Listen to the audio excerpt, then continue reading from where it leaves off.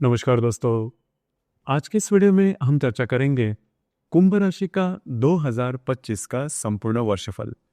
कुंभ राशि के लिए ये जो वर्षफल है वो बहुत ही ज़्यादा खास है। पिछले करीबन 2 सवा 2 साल से कुंभ राशि ने बहुत सारे जो स्ट्रेस है, जो टेंशन है वो सह होंगे। आपकी जो राशि है वो 7.5 के बीच के दौर से चल रही है। तो जो प्रॉब्लम कॉम्प्लिकेशंस थे वो पिछले करीबन 2 सवा 2 साल से बहुत ज़्यादा थे। 2025 के करीबन मार्च के बाद का जो समय है, इससे ये जो प्रॉब्लम है वो धीरे धीरे धीरे कम होते हुए नजर आएंगे। उसी प्रकार सबसे महत्वपूर्ण बात, गुरु का भी जो बल है वो आपके राशि को नहीं मिल रहा था। जैसे कि गुरु जो है वो आपके चतुर्थ भाव में भ्रमण कर रहा है और करीबन 15 मई के बाद यह जो गुरु है वह भी आपके पंचम भाव में भ्रमण करेगा।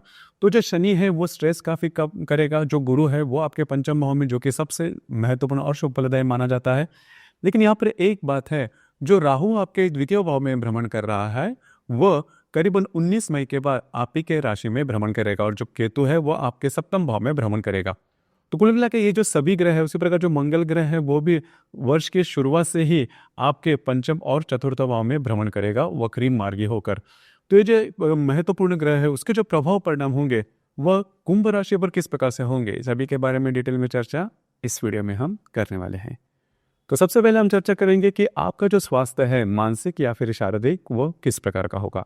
जैसे कि आपके राशि का जो स्वामी है शनि, जो कि आप ही के राशि में भ्रमण कर रहा है, 7.5 में है आपकी राशि, और करीबन 30 मार्च के बाद यह जो शनि है वो आपके द्वितीय भाव में भ्रमण करेगा। उसी प्रकार आपके षष्ठ भाव में जो मंगल है वो वक्री हो चुका है। अब ये जो मंगल है वो करीबन 22 जनवरी को आपके पंचम भाव में भ्रमण करेगा और फिर जाके करीबन 30 अप्रैल के बाद फिर से यह आपके षष्ठ भाव में भ्रमण करेगा। उसी प्रकार जो गुरु ग्रह है वो भी करीबन अक्टूबर में आपके षष्ठ भाव में भ्रमण करेगा। उसी प्रकार आपके अष्टम भाव में जो केतु है वह केतु करीबन 19 मई के बाद आपके सप्तम भाव में भ्रमण करेगा। कुल मिला के देखा जाए या फिर मोटे तौर पर अगर देखा जाए तो इस महीने के शुरुआत के जो 3 महीने हैं वो आपके लिए ज़्यादा स्ट्रेसफुल साबित होंगे, क्योंकि जो शनि है वो भी आप ही के राशि में भ्रमण करेगा, जो मंगल है वो भी वक्री मार्गे आपके षष्ठ और पंचम भाव में भ्रमण करेगा। तो आपको स्वयं के स्वास्थ्य के बारे में ध्यान देना होगा, खास करके फिजिकल स्वास्थ्य, शारीरिक स्वास्थ्य के बारे में ध्यान देना होगा। शारीरिक स्वास्थ्य से रिलेटेड जो परेशानियां हैं वो ज़्यादा सामने आ सकती है। अगर आप किसी व्याधि से त्रस्त है तो उससे रिलेटेड जो भी बातें, जो भी प्रॉब्लम है, उसके कुछ संकेत या फिर सिग्नल आपको मिल सकते हैं, लक्षण दिखाई दे सकते हैं, तुरंत उस पर काम करना बहुत ही ज़्यादा आवश्यक होगा। ये बातें जान लेना काफ़ी ज़्यादा महत्वपूर्ण है। उसी प्रकार एक तो बात तय है कि इस साल के करीबन मार्च अप्रैल के बाद का जो समय है वो आपके लिए शुभफलदायी साबित होगा। आपका जो कॉन्फिडेंस है वो काफ़ी अच्छा देखा जाएगा। जो काम पेंडिंग रहते थे, नहीं हो रहे थे, वो करीबन अप्रैल से आपके पूरे होने शुरुआत हो जाएंगे। और सबसे इंपॉर्टेंट बात, आपको फील गुड वाली जो बातें हैं, जो कि पिछले करीबन 2-2.5 साल से नहीं हो रही थी, वो जो एक एहसास है वो आपको आना शुरू हो जाएगा। आपका जो कॉन्फिडेंस है वो काफ़ी अच्छा देखा जाएगा। लेकिन यहाँ पर एक बात फिर से मैं ये कह रहा हूँ कि जो शनि की 7.5 है वो पूर्ण रूप से समाप्त नहीं हो रही है और जो राहु है वो करीबन 19 मई के बाद आप ही के राशि में भ्रमण करेगा। तो ये जो राहु आप ही के राशि में भ्रमण करेगा, इसका सबसे महत्वपूर्ण पहला जो पहलू है उस पर ध्यान देना होगा। किसी भी प्रकार के ऐसे डिसीजन नहीं लेना जो कि आउट ऑफ द वे जाके है, जो कि रिस्क लेके है। देखिए 7.5 में आपने देखा होगा कि जो काम बहुत सीधे है, बहुत ट्रांसपेरेंट है, वो भी नहीं हो रहे थे। लेकिन जैसे ही शनि आपके द्वितीय भाव में भ्रमण करेगा और जैसे राहु आपके राशि में आ जाएगा तो जो बातें हैं वो ठीक चलेगी। लेकिन आप अपने से कोई बड़ी बात नहीं करना, आपके स्ट्रेंथ के बाहर की बात नहीं करना, या फिर रिस्क किसी भी क्षेत्र से रिलेटेड बिल्कुल भी नहीं करना, क्योंकि जो राहु है वो आपको मिसगाइड कर सकता है। आपको लग सकता है कि जो बातें हैं वो आपके लिए काफ़ी इजी है या फिर बाकी लोगों के लिए इजी थी, वो आप भी करने के चाहेंगे तो आप उसमें फंस जाओगे, क्योंकि जो राहु है वो बुद्धि भ्रमित करता है। तो इन चीज़ों पर थोड़ा सा ध्यान देना आवश्यक होगा। इसके बाद हम चर्चा करेंगे कि आपका जो आर्थिक स्तर है, जो कि सबसे महत्वपूर्ण बात होती है, आपका जो आर्थिक स्तर है वो किस प्रकार का होगा। जैसे कि आपके द्वितीय भाव में जो शनि है वो करीबन 30 मार्च के बाद आपके द्वितीय भाव में भ्रमण करेगा और जो राहु आपके द्वितीय भाव में भ्रमण कर रहा है वो करीबन 19 मई के बाद आप ही के राशि में भ्रमण करेगा। उसी प्रकार आपके पंचम भाव में जो मंगल है वो करीबन 22 जनवरी के बाद आपके पंचम भाव में आएगा और 3 अप्रैल के बाद पंचम भाव से फिर से आपके षष्ठ भाव में भ्रमण करेगा, और जो गुरु है वो करीबन 15 मई के बाद आपके पंचम भाव में भ्रमण करेगा। उसी प्रकार केतु और जो मंगल है वो आपके अष्टम भाव में भ्रमण करेंगे। केतु जो है वो करीबन 19 मई के बाद आपके सप्तम भाव में भ्रमण करेगा, और जो मंगल है वो 29 जुलाई से लेकर करीबन 14 सितंबर तक का जो समय है उसमें यह जो मंगल है वह आपके अष्टम भाव में भ्रमण करेगा। तो यहाँ पर 2-3 बातें हैं जिस पर ध्यान देना आवश्यक है। आपने वैसे भी देखा होगा कि पिछले करीबन 2-2.25 साल में आपके जो पैसे के जो अंदाज थे वो काफ़ी ज़्यादा गलत हो रहे थे। आपने जो इन्वेस्टमेंट की थी या फिर जो भी आपने अंदाज लगाए थे वो काफ़ी ज़्यादा गलत थे, आपकी इन्वेस्टमेंट गलत हुई थी, या फिर जो भी आपने देखा था पैसे के मामले में जो बातें वो ठीक नहीं चल रही थी।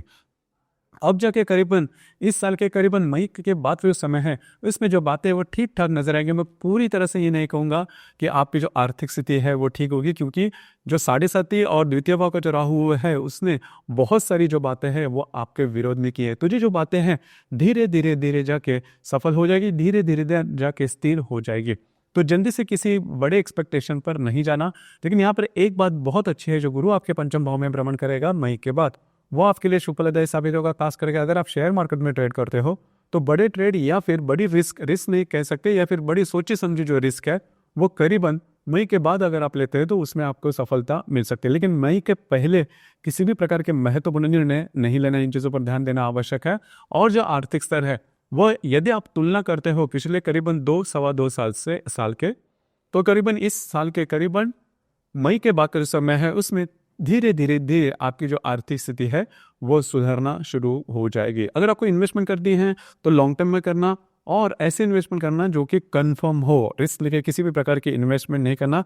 आपके जो खर्चे हैं उस पर भी थोड़ा ध्यान देना आवश्यक होगा।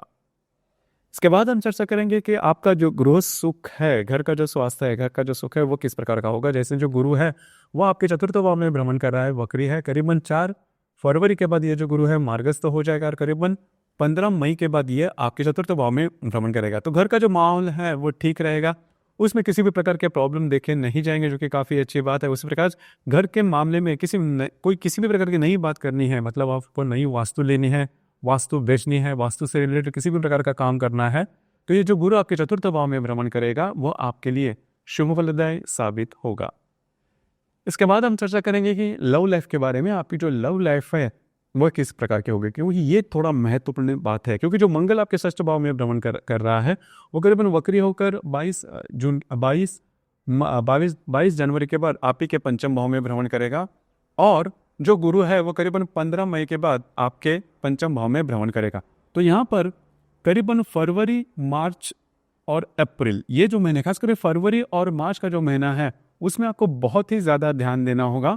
खास करके अगर आप रिलेशनशिप में हैं तो जो कॉम्प्लिकेशंस है वो काफ़ी ज़्यादा बढ़ सकती है। आपकी जो रिलेशनशिप है वो ब्रेकअप तक आ सकती है। उसी प्रकार जो गर्भवती महिला है खास करके उन्होंने स्वयं के स्वास्थ्य के बारे में ध्यान देना होगा। ज़रा सी भी अगर आपको कोई लक्षण दिखाई देते हैं तो तुरंत उस पर काम करना होगा, क्योंकि बातें जो है आपके लिए काफ़ी ज़्यादा कॉम्प्लिकेट हो सकती है। उसी प्रकार जो विद्यार्थी वर्ग है उन्होंने भी खुद के अपनी जो भी पढ़ाई लिखाई है या फिर आपके जो भी प्रिपरेशन है उस पर थोड़ा ध्यान देना होगा। उसके बारे में बहुत ही ज़्यादा सतर्क रहना होगा, क्योंकि जो बातें हैं वो आप लिए थोड़ी सी कठिन हो सकती है।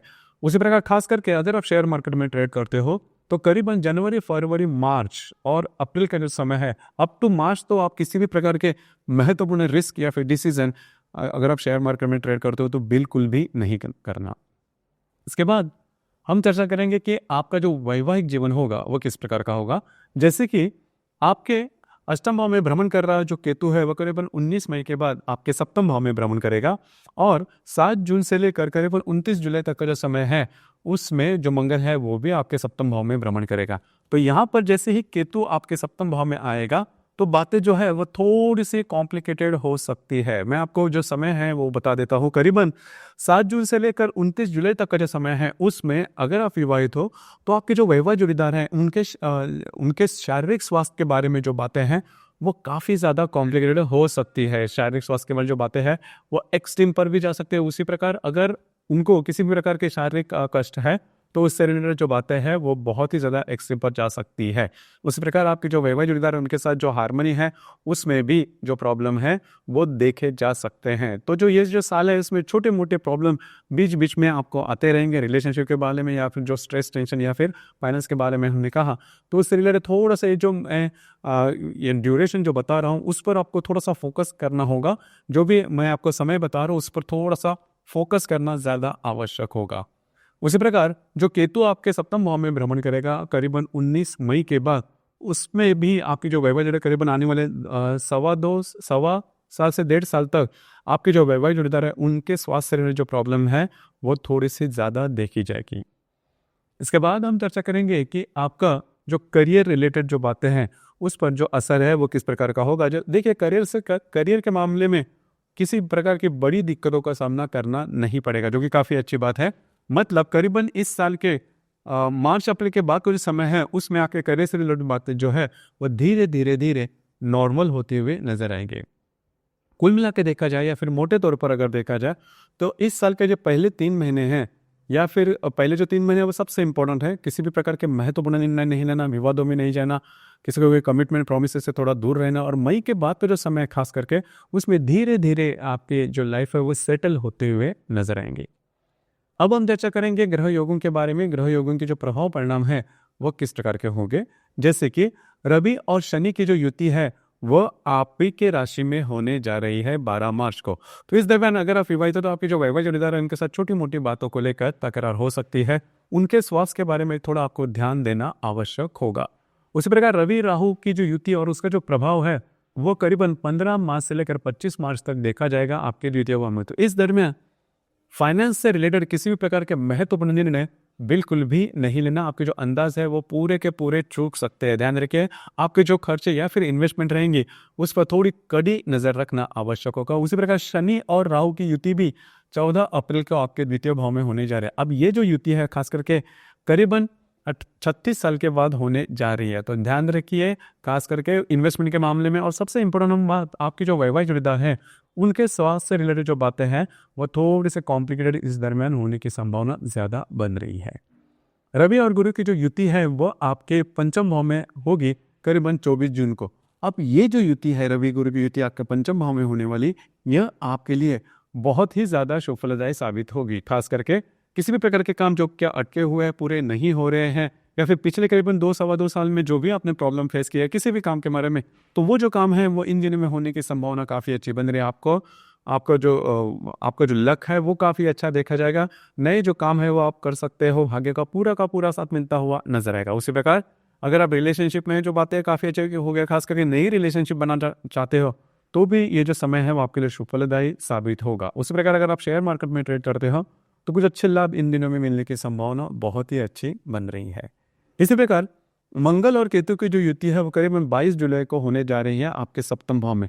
ये बहुत ही ज़्यादा क्रिटिकल समय होगा खास करके वैवाहिक जीवन के मामले में। आपके जो वैवाहिक जोड़ीदार है उनके साथ छोटी मोटी बातों को लेकर तकरार हो सकती है, काफ़ी बढ़ सकती है। उनके स्वास्थ्य से जो बातें हैं वो थोड़ी एक्सट्रीम पर जा सकती है। तो मंगल केतु की जो युति आपके सप्तम भाव में होने जा रही है वो थोड़ी से आपको परेशान आपको कर सकती, थोड़ी ज़्यादा ही परेशान आपको कर सकती है।